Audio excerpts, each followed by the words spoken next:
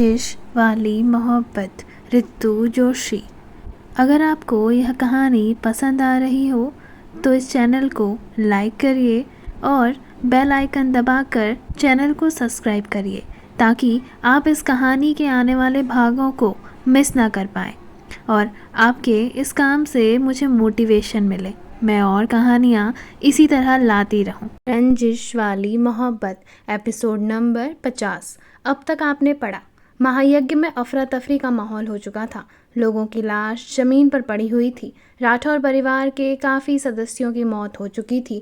रम्या और राजेश भी नहीं रहे थे। वहीं अंकुश मरते मरते ऐश्वर्या के मन में राठौर परिवार के खिलाफ नफरत का एक और बीज जो बो गया था, जो शायद ऐश्वर्या अब अपने बेटे में बोएगी। शशांक वैदेही जी और आशीष जी को अस्पताल पहुंचा चुका था। रुद्र, काशी, शिवांग और रूही का चारों ही घर पर थे। उन्हें बच्चों की चिंता हो रही थी। आइए देखते हैं क्या यह चारों सकुशल रह पाते हैं या फिर कहानी में आता है कोई नया ट्विस्ट। चलिए देखते हैं अब आगे। रुद्र, काशी, शिवांग और रूहिका चारों ही राठौर मैंशन पहुंचे तो उन्होंने देखा कि पूरे घर में अजीब सा सूनापन और मनहूसियत का वातावरण है। काशी ने जब बच्चों की ओर देखा तो फिर वह कार्तिकेय जी की ओर देखकर बोली। काशी रोते हुए बोली, दादू, माँ, पापा कोई नहीं बचा, हम अनाथ हो गए। इतना कहकर काशी जोर जोर से रोने लगी। कार्तिकेय जी को यह सुनकर बहुत बड़ा धक्का लगा। कार्तिकेय जी ने अपने आप को मजबूत किया और फिर काशी को गले लगाते हुए उससे चुप करने लगे और बोले। कार्तिकेय जी काशी से बोले, चिंता मत करो, मैंने और आराध्या ने तुम्हारी अमानत को संभाल कर रखा हुआ है। यह लो रूहिका, यह रहा वेदांत, काशी, यह रहे व्योम, अनंत और आद्रिजा। इतना कहकर कार्तिकेय जी ने तीनों बच्चों को काशी, रुद्र, रूहिका को दे दिया। व्योम को उन्होंने गोद में उठा लिया था। कोई भी कुछ समझने की स्थिति में नहीं था। तभी कार्तिकेय जी अपने दिल पर पत्थर रखते हुए चारों की ओर देखकर बोले। कार्तिकेय जी बोले, मुझे नहीं लगता कि यहाँ रहना भी सेफ है, हमें जल्द से जल्द निकलना होगा यहाँ से। इतना कहकर वह लोग वहाँ से जाने की तैयारी करने ही लगे थे कि तभी एक ज़ोरदार धमाका हुआ। रुद्र और बाकी कोई कुछ समझ पाता उससे पहले ही काशी ने आद्रिजा और अनंत को, रूहिका और आराध्या को पकड़ाया और फिर रुद्र के साथ बाहर का माहौल देखने के लिए चली गई। कार्तिकेय जी समझ चुके थे कि शायद वह लोग एक बहुत बड़े षड्यंत्र में फंस चुके हैं। कार्तिकेय जी ने रूहिका और शिवांग की ओर देखा और बोले। कार्तिकेय जी बोले, हमें यहाँ से चलना होगा। रूहिका बोली, नहीं दादू, दी और जीजू बाहर हैं, हम उनको छोड़कर कैसे जा सकते हैं। कार्तिकेय जी बोले, तुम्हारे पास छोटे छोटे बच्चे हैं जो राजस्थान का आने वाला भविष्य है। रूहिका, अभी सिर्फ उनके बारे में सोचो, हमें यहाँ से चलना होगा, मैंने कह दिया ना, तो चलो। इतना कहकर कार्तिकेय जी ने रूहिका का हाथ पकड़ा और उसे वहाँ से चलने के लिए कहा। शिवांग ने रूहिका कार्तिकेय जी के साथ वहाँ से खुफिया रास्ते की ओर जाकर सीधे बेसमेंट में गया, जहां पूरे घर के कैमरे को नियंत्रित किया जाता था। यह एक खुफिया बेसमेंट था जिसके बारे में कोई नहीं जानता था। वहां से घर के हर एक कोने पर निगरानी रखी जा सकती थी। यह बेसमेंट रुद्र ने परिवार की सुरक्षा के लिए बनाया था, जिसके बारे में रुद्र और शिवांग के अलावा कोई नहीं जानता था। शिवांग, रूहिका, आराध्या और कार्तिकेय जी वहां पहुंचे और वह सब सुरक्षित थे। शिवांग ने शशांक को फोन करके चेतावनी दे दी थी कि घर पर कुछ भी ठीक नहीं है, इसलिए वैदेही जी को घर पर लाने की भूल ना करे और सीधे अपने घर लेकर जाए, एक सुरक्षित स्थान पर छुप जाए। यह समय लड़ाई का नहीं है और ना ही किसी जल्दबाजी का। यह समय सबसे ज़रूरी था खुद को सुरक्षित रखना। शशांक ने जैसे ही यह मैसेज मिला तो वह तुरंत ही वैदेही जी को लेकर अपने घर के लिए निकल गया। वहीं ऐश्वर्या अद्विक को लेकर कहाँ गई किसी को पता नहीं चला। कितने लोग मारे गए, कितना जिंदा है, किसी को कुछ खबर नहीं थी। आधे लोग अस्पताल में थे और आधों की लाश वहीं ज़मीन पर पड़ी हुई थी। राठौर मैंशन में भी धुआंधार गोलियां बरसाई जा रही थी। रुद्र लड़ने के लिए बाहर आया तो काशी भी उसे बचाने के लिए उसके पीछे पीछे आ गई। वहीं रुद्र इस बात से गुस्सा था कि काशी उसके पीछे क्यों आई। रुद्र का एक ध्यान काशी के पास भी लगा हुआ था, पर काशी रुद्र को छोड़ने को तैयार भी नहीं थी। ना जाने क्यों काशी रुद्र के साथ ही थी। रुद्र ने अपने हाथों में हथियार उठा लिया था। वहीं काशी भी रुद्र का बखूबी साथ दे रही थी, पर दोनों इस बात से अनजान थे कि दुश्मन तो पहले ही अपना काम कर चुके हैं। यह तो सिर्फ उन्हें भटकाने की एक चाल थी। थोड़ी ही देर में एक धमाका हुआ। जिसे सुनकर सबके होश उड़ गए। धमाका राठौर मैंशन के आगे के हिस्से में हुआ था, जिस कारण राठौर मैंशन पूरी तरीके से धराशाही हो गया। अचानक धमाके की आवाज़ सुनकर रुद्र और काशी अंदर की ओर दौड़े।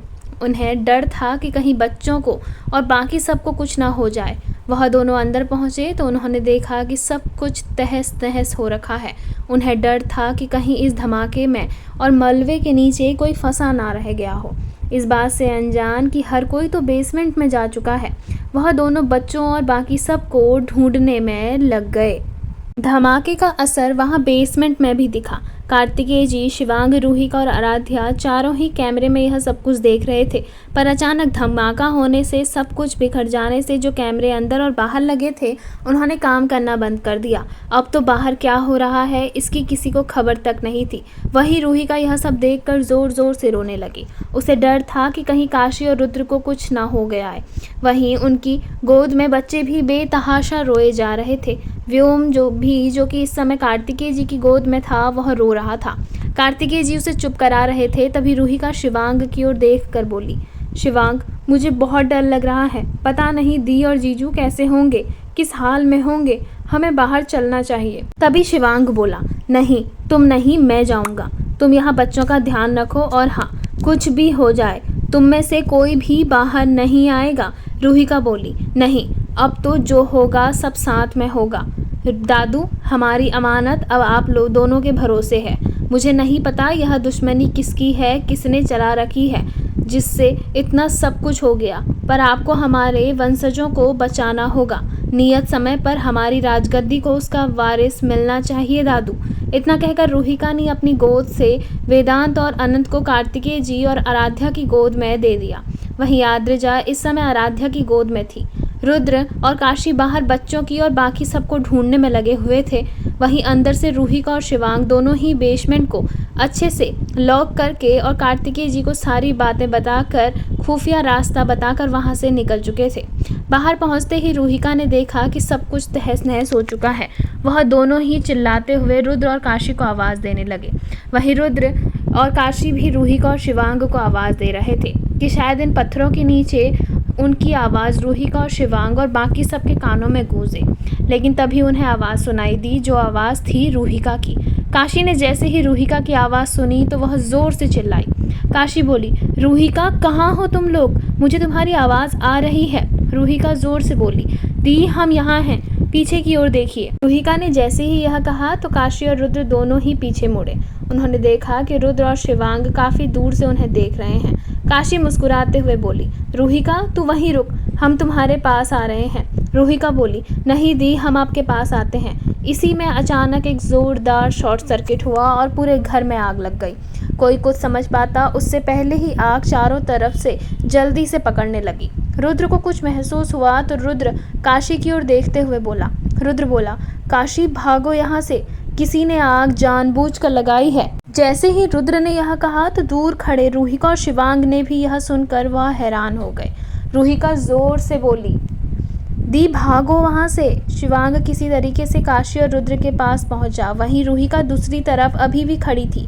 काशी शिवांग के पास आई और बोली, काशी बोली, शिवांग, तुम यहाँ क्यों आए? शिवांग बोला, भाई, भाभी, आप दोनों को बचाने के लिए। ऐसे कैसे आप लोगों को छोड़ सकता था? चलो भाभी, पहले आप चलो। भाई, तुम मेरा हाथ पकड़ो। पहले काशी ने उन दोनों को सफलतापूर्वक दूसरी तरफ किया। वहीं रूहिका ने हाथ पकड़कर काशी को अपनी तरफ खींच लिया था। वहीं रुद्र और शिवांग निकल पाते उससे पहले ही आग की लपटों ने उन्हें घेर लिया। आग की लपटें तेज होती जा रही थी। रुद्र ने शिवांग को गले लगाया और बोला, रुद्र बोला, भाई, ध्यान रखना, हमारे बच्चों का भी, हमारे वंशजों का भी, और हाँ, एक राज है जो आज हमेशा हमेशा के लिए दफन हो चुका है मेरे सीने में, पर वह राज मैं तुझे सिर्फ बता रहा हूँ। इस राज को राज ही रखना, कभी भी यह राज किसी के सामने नहीं आना चाहिए। जैसे ही शिवांग ने यह सुना तो वह हैरानी से बड़ी बड़ी आंखों से रुद्र को देखने लगा। वहीं दूसरी ओर रूहिका और काशी लगातार उन दोनों को दूसरी ओर आने को चिल्लाए जा रहे थे, लेकिन शायद रुद्र शिवांग के कानों में इस समय जूं तक नहीं रेंग रही थी। शिवांग कुछ बोलता उससे पहले ही रुद्र बोला, मुझे पता है तेरे मन में बहुत से ख्याल घूम रहे हैं। कि मैं किस बारे में बात कर रहा हूँ, लेकिन इतना समय नहीं है। व्योम मेरा और काशी का बेटा नहीं है, बल्कि तेरा और काशी का बेटा है। जैसे ही रुद्र ने यह कहा तो शिवांग हैरानी से रुद्र को देखने लगा और बोला। रुद्र के मुंह से इतनी बड़ी बात सुनकर उसके तो होश उड़ चुके थे। उसे कुछ समझ में नहीं आ रहा था। वह बोला, भाई यह आप क्या बोल रहे हैं? रुद्र बोला, सही बोल रहा हूँ मैं। व्योम जिस तरीके से हुआ है वह तरीका नेचुरली नहीं है। नताशा जो भी बोल रही थी वह बिल्कुल सही बोल रही थी। सैंपल बदल गए थे। उस दिन काशी को किसी गैंग ने अपने फ़ायदे के लिए उठाया था, पर वह काशी का फ़ायदा उठा पाते उससे पहले ही काशी उनसे बहुत दूर चली गई। नताशा ने हमारे साथ बहुत बड़ा गेम प्लान किया। उसने सबको यही बताया कि वह बच्चा मेरा है, इसलिए काशी को भी यही गलतफहमी रही कि वह बच्चा मेरा है, जबकि सैंपल तेरा था जो एक्सचेंज हुआ था। भाई मुझसे वादा कर, तू कभी किसी को नहीं बताएगा यह बात तुझे जाननी ज़रूरी थी। शायद राजपुरोहित जी ने जो कहा वह सही कहा। समय के गर्भ में क्या छिपा है कुछ कहा नहीं जा सकता। हम लोगों ने समय को चैलेंज किया था और शायद ही यह उसी का परिणाम है। जा तू, मुझे नहीं लगता कि हम दोनों यहाँ से बाहर निकल पाएंगे। दोनों ना सही, एक तो सही। मेरे बच्चों को, तेरे बच्चों को किसी एक की ज़रूरत है। काशी का ध्यान रखना। इतना कहकर रुद्र ने न आव देखा न ताव तब तक शिवांग को जोर से धक्का दे दिया। शिवांग कुछ समझ पाता उससे पहले ही वह दूर किनारे रूहिका के पास जा गिरा। काशी ने रुद्र का यह मूव देखा तो वह जोर से चिल्लाते हुए रुद्र के पास दौड़ी। रूहिका शिवांग को बचाती उससे पहले ही काशी रुद्र के पास पहुंच चुकी थी। रुद्र ने काशी को अपने पास आता देखा तो वह गुस्से से चिल्लाते हुए बोला। रुद्र बोला, तुम पागल हो गई हो क्या? काशी दिख नहीं रहा है, आग लगी हुई है, वापस जाओ। काशी बोली, मैं तुम्हें छोड़कर कहीं नहीं जाऊंगी। फेरों के समय हम दोनों ने एक दूसरे के साथ वचन लिया था कि हम दोनों साथ जिएंगे और साथ मरेंगे। बस मुझे पता है तुमने शिवांग को क्यों दूसरी ओर धक्का दिया। अगर साथ में जी नहीं सकते तो मैं तुम्हारे साथ मरना पसंद करूंगी, पर तुम्हारे बिना अकेले जीना बिल्कुल नहीं। काशी और रुद्र दोनों ही लड़ने लगे थे। वहीं दूसरी ओर से रूहिका की आंखों में आंसू बहने लगे। शिवांग और रूहिका ने अपने सामने रुद्र और काशी को आग में समाते हुए देखा। वहीं काशी और रुद्र के चेहरे पर मुस्कान थी। काशी ने रूहिका की ओर देखते हुए कहा। काशी बोली, रूहिका, हमारा सफ़र यहीं तक था। मेरे बच्चों को वैसी ही परवरिश और प्यार देना जैसा कि हमने सोचा था। उन्हें कभी भी यह मत लगने देना कि वह तुम्हारे सगे बच्चे नहीं हैं। रूहिका रोते हुए बोली, कैसी बात कर रही हैं दी आप? आपके बच्चे आपसे ज़्यादा मेरी सगी औलाद हैं। पर आप ऐसा क्यों बोल रही हैं दी? हम आपको बचा सकते हैं। काशी बोली, मुझे नहीं लगता कि अब ऐसा कुछ हो सकता है। बस एक अंतिम इच्छा थी मेरी कि मरते वक्त अपने बच्चों को देखना चाह रही थी, पर मुझे नहीं लगता कि शायद ही यह इच्छा कभी पूरी हो पाएगी। इतना कहकर काशी रोने लगी। वहीं रुद्र ने काशी को गले लगाया और बोला। रुद्र बोला, हमारा सफ़र यहीं तक था। हमारे बच्चों को हर खतरे से बचा कर रखना। वह दोनों एक दूसरे से गले मिले और फिर आग की लपटों में हमेशा हमेशा के लिए खो गए।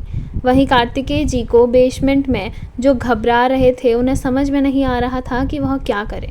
उनके ऊपर 4 बच्चों की जिम्मेदारी, रूहिका और शिवांग का अता पता नहीं। तभी एक ज़ोरदार धमाका सुन कार्तिकेय जी बाहर जाने को मजबूर हो गए, पर वह बाहर जाकर दरवाज़ा खोलते उससे पहले उन्होंने देखा कि दरवाज़ा बाहर की ओर से बंद है। कार्तिकेय जी कुछ न कर सके। तभी उन्हें दरवाज़ा खोलने की आहट हुई। उन्होंने देखा कि सामने शिवांग और रूहिका खड़े हैं। रूहिका की आंखों में बेतहाशा आंसू थे। उसे देखकर ऐसा लग रहा था मानो उसे कोई गहरा सदमा लगा हो। रूहिका ने अपने सामने कार्तिकेय जी को देखा तो वह उनसे गले मिलकर फूट फूट कर रो पड़ी। कार्तिकेय जी को समझ नहीं आ रहा था कि आखिर रूहिका को क्या हुआ। कार्तिकेय जी रूहिका को समझाते उससे पहले ही शिवांग बोला, दादू, भाई भाभी नहीं रहे। जैसे ही कार्तिकेय जी ने यह सुना तो उन्हें एक ज़ोरदार धक्का लगा। वह एक कदम पीछे हो गए। आराध्या ने उन्हें संभाला और फिर रूहिका को वहीं कुर्सी पर बैठाया। तभी शिवांग कार्तिकेय जी, आराध्या और रूहिका से बोले। शिवांग बोला, हमें यहाँ से जल्द निकलना होगा, इससे पहले आग की लपटें यहाँ तक पहुँच जाएं। कार्तिकेय जी बोले, बेसमेंट सुरक्षित नहीं है क्या? शिवांग बोला, सुरक्षित तो है, लेकिन अगर आग की लपटों ने सब कुछ खत्म कर दिया तो बाहर जाने के रास्ते बंद हो जाएंगे। फिर हम नॉर्मल रास्ते से बाहर नहीं जा पाएंगे और यहाँ घुटन होने लगेगी। इसलिए हमें यहाँ से निकलना होगा। यहाँ से एक खुफिया रास्ता है जो सीधे हमारे पेंट हाउस में खुलता है, जिसके बारे में किसी को नहीं पता। और अगर यह हमारे दुश्मनों का किया धरा है तो हो ना हो वह लोग भी जल्द से जल्द इस बेसमेंट पर पहुंच जाएंगे, क्योंकि अभी तक उन्हें बच्चों की लाश नहीं मिली है और उनका मकसद शायद राठौर खानदान को ख़त्म करना और हुकुम शाह की गद्दी लेना है। इसलिए तो इतना सब कुछ हुआ है। कार्तिकेय जी बोले। बहू कहाँ है? वह तो तुम्हारे साथ ही थी ना? शिवांग बोला। माँ और पापा की चिंता आप मत करिए। शशांक माँ और पापा को एक सुरक्षित स्थान पर ले गए हैं। वह हमें पेंट हाउस में ही मिलेंगे। अभी यहाँ से निकलना ज़्यादा ज़रूरी है। रूहिका, आराध्या, तुम दोनों बच्चों को संभालो, मैं आगे आगे चलता हूँ। इतना कहकर शिवांग ने बेसमेंट के पास एक बटन को दबाया, जिससे एक दरवाज़ा खुला। वह दरवाज़ा खुफिया दरवाज़ा था। उसके अंदर ढेर सारे हथियार रखे थे। शिवांग ने 2 खंजर अपने पैंट की जेब में डाले और 2 गन और कुछ गोलियों को अपने पास छुपाया और एक बड़ी सी गन लेकर वहाँ से बाकी सबको लेकर चल पड़ा। शिवांग की आंखों में इस समय आंसू थे, लेकिन उसने खुद के जज्बातों को काबू करके रखा हुआ था। उसे पता था कि अगर वह टूट गया तो पूरा परिवार टूट जाएगा और इस समय सिर्फ उसका ही स्ट्रांग बने रहना बेहद ज़रूरी है। वहीं रूहिका और आराध्या दोनों बच्चों को अपनी गोद में लिए शिवांग के पीछे पीछे चल रही थी। कार्तिकेय जी ने भी व्योम को अपनी गोद में लिया था और शिवांग ने आखिरी बार राठौर मैंशन को हमेशा हमेशा के लिए अलविदा कहा था। वहीं राठौर मैंशन में एक बहुत बड़ा धमाका हुआ और कुछ ही समय में पूरा का पूरा मैंशन आग की लपटों में घिर गया। अपने सामने राठौर मैंशन को धूं धूं करके जलते देख एक आदमी मुस्कुरा रहा था। उसके चेहरे पर एक अजीब सी मुस्कान थी, आंखों पर काला चश्मा, और वह मुस्कुराते हुए अपने फ़ोन पर देखने लगा। उसने एक नंबर डायल किया और फिर किसी को फ़ोन करते हुए वह आदमी बोला, काम हो गया है। राठौर मैंशन मेरे सामने जल रहा है। हुकुम शाह और हुकुम रानी शाह नहीं रहे। बधाई हो जीजा जी, जैसा आप चाहते थे वैसा हो गया। दूसरी ओर से वह आदमी बोला, जैसा मैं चाहता था वैसा अभी तक हुआ नहीं है। मुझे सबकी लाश चाहिए, नहीं मैं नहीं चाहता कि कभी किसी को कोई मौका दूं और फिर सालों बाद कोई मेरे सपनों के बीच में आकर हुकुम शाह की गद्दी को मेरे हाथों से चुरा कर ले जाए। वह आदमी बोला, आग शांत होते ही हम अंदर जाकर देखेंगे, चिंता मत करिए। वैसे भी रुद्र सिंह राठौर के ना रहने से उसका छोटा भाई कमज़ोर हो चुका होगा और उसके कमज़ोर होते ही उसके वारिस भी इस दुनिया में नहीं रहेंगे। पर आपने राजपुरोहित की भविष्यवाणी सुनी? वैसे भी बहुत शौक था राजपुरोहित को भविष्यवाणी करने का। मौत के घाट उतार दिया है मैंने उसे। पर सब कहते हैं कि राजपुरोहित की बातें कभी झूठी नहीं होती, और अगर ऐसा है तो रुद्र सिंह राठौर का बेटा हुकुम शाह की गद्दी का वारिस ज़रूर बनेगा और शायद राजा भी। इतना सुनते ही वह आदमी ज़ोर से चीखते हुए बोला, बकवास बंद कर अपनी साले। दिग्विजय राणा नाम है मेरा। किसी की इतनी हिम्मत नहीं कि मेरी जगह कोई छीन सके।